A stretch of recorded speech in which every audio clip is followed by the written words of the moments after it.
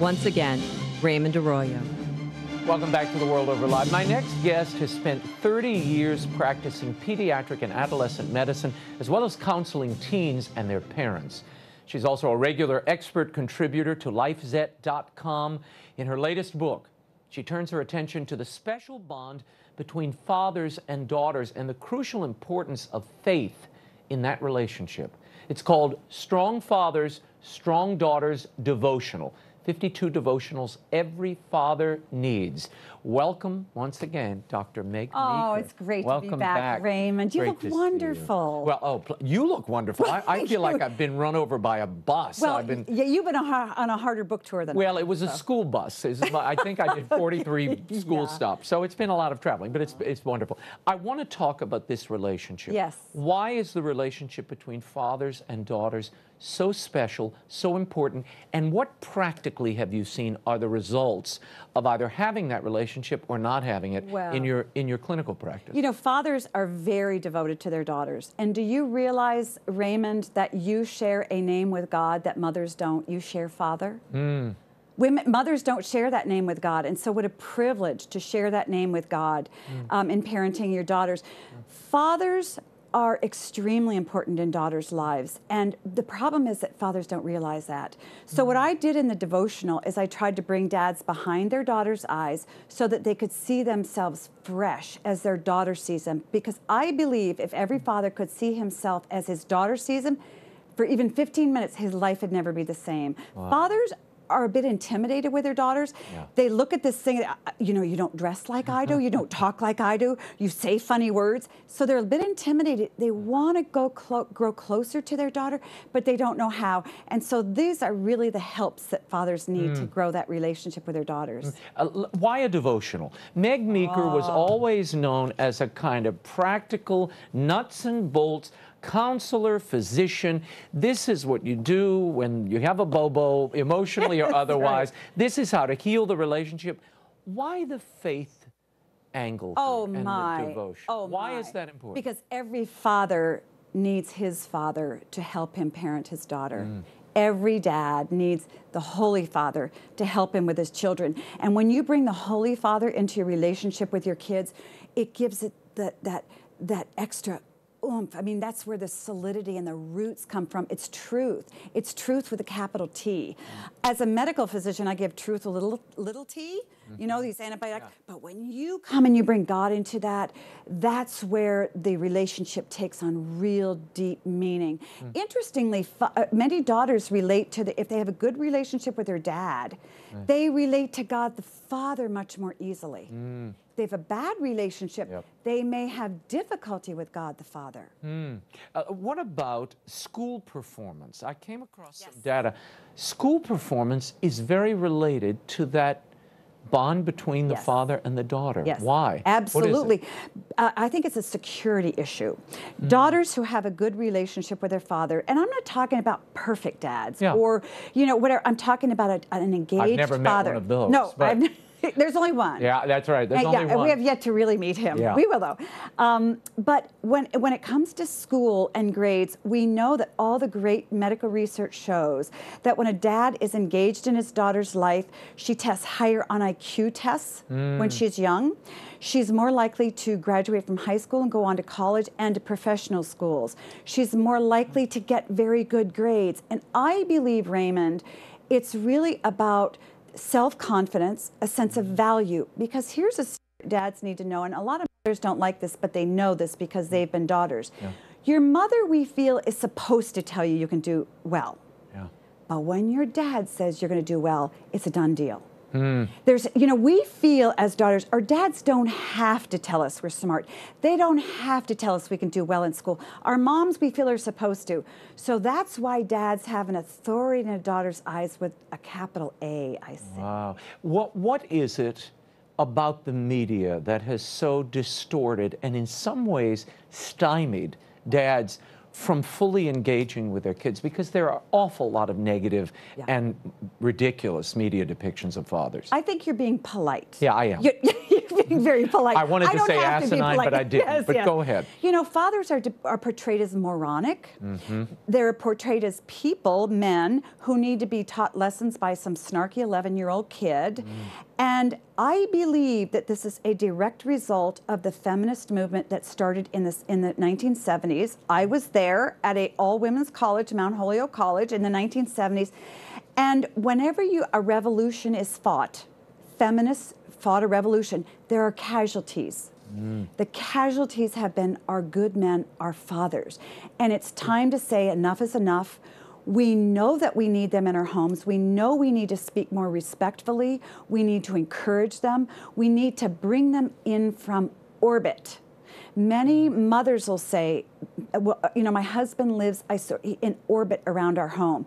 Yet we complain that dads never do anything, but we cast them into orbit. And then we say, you never do enough. We tell them what to do. They try to do it. What do? Criticize them. Yeah. And then they go back into orbit. We've got to stop. And this is my plea to mothers.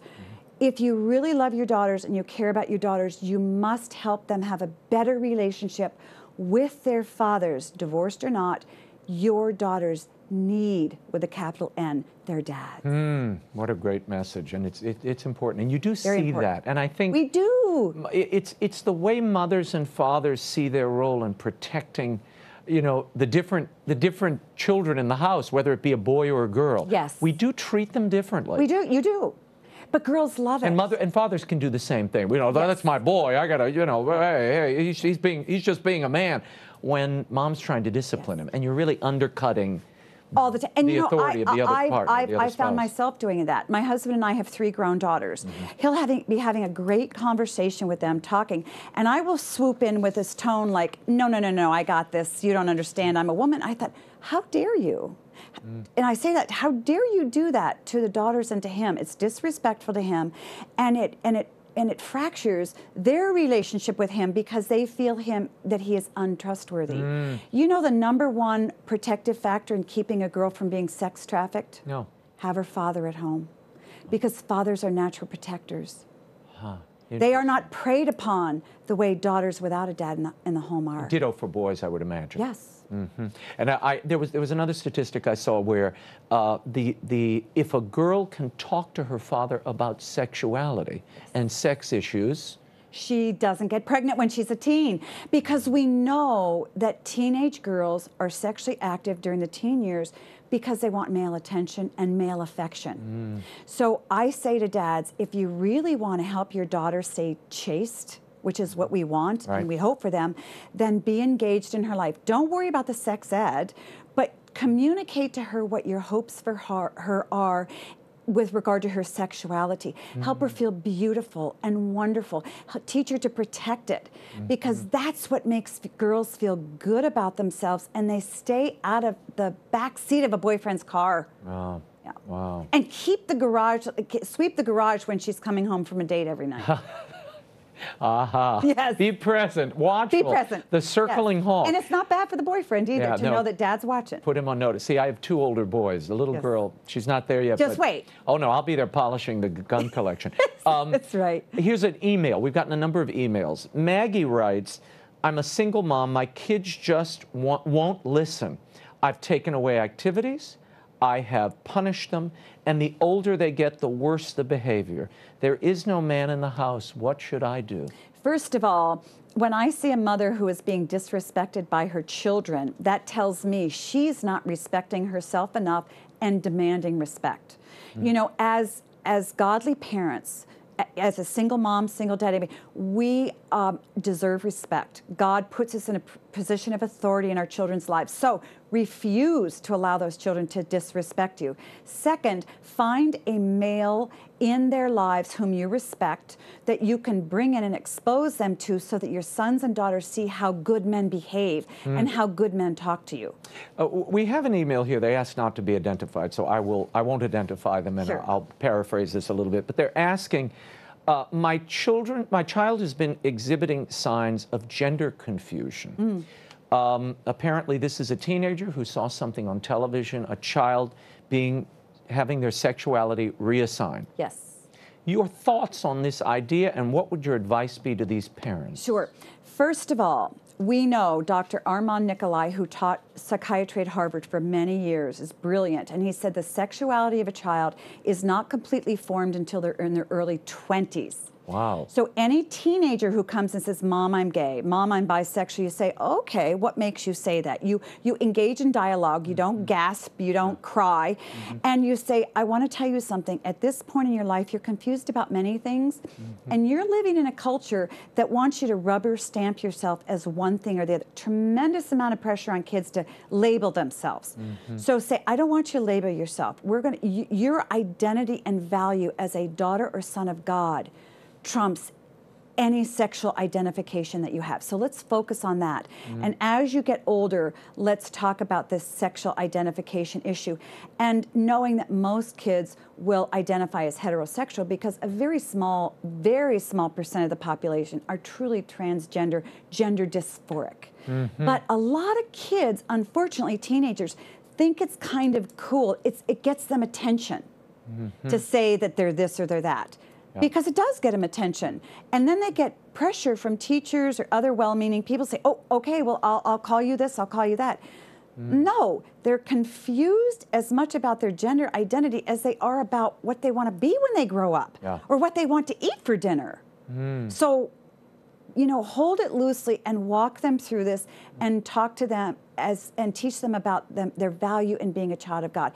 And whatever they do, say, I will treat you like every other child, heterosexual, whatever. No sex when you're a teenager, no matter what you call yourself. I'm all for equality here. So that kind of takes you off the hook. Another email. This comes from Candace in Milwaukee, Wisconsin. My husband's a wonderful father. He adores our daughter, but they don't really do things together, just the two of them. Is there something I could do to encourage my husband to engage in a special activity or outing with just the two of them? How important is that to have one-on-one time? You know, I think it is important, but what women typically do in that situation is they start hounding their husband. You never do this, you never do that, and we don't approach it well. I know, I've been there, you know, this is mea culpa. So the best thing to do is say, you know what, honey, I was a daughter. I want to show you how our daughter, Susie, sees you. You are her hero. You are the smartest man alive to her. What she wants to know is, do you want her company? So if you can think of things this week to do to just show her that you want her company, she would love it.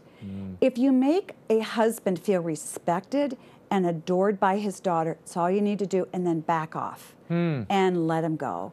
And of course, you know, if all else fails, have them read my book. That's right. Well, that's what they should do first, both fathers and mothers. Because it's safer coming from a stranger than a wife. Well, I'm glad you're the stranger. You were awesome. Thank you for this. I hope you'll come back. We could do like an hour of this. We could. We'll do it next time. Yes, because you're a great dad. I know that. Oh, well. I know that. Don't ask my wife.